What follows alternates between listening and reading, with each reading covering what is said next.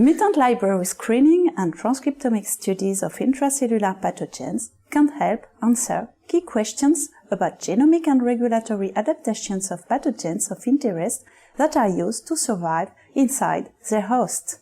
The main advantages of these techniques are that they are large-scale investigation techniques and that they provide an objective insight into adaptation to intracellular life.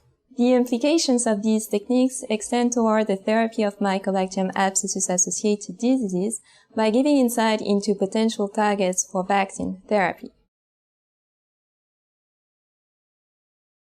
Begin by culturing Amoeba acanthamoeba castellani, or AC, in 30 milliliters of peptone yeast glucose medium in 75 square centimeter tissue culture flasks at room temperature.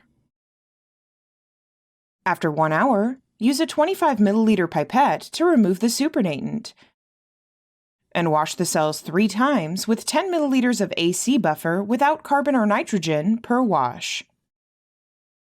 After the last wash, detach the amoeba from the bottom of the flask with a single vigorous shake, and adjust the cells in a falcon tube to a 5 × 10 to the 5 amoebae per mil concentration in fresh AC buffer. Seed 5 × 10 to the 4 amoebae per well in a 96 well plate, and place the plate at 32 degrees Celsius for 1 hour without shaking to allow the floating amoeba trophozoites to adhere to the wells. Meanwhile, warm the bacteria on ice, and add 5 microliters of the thawed bacteria to each well at the end of the incubation. After 1.5 hours at 32 degrees Celsius, discard the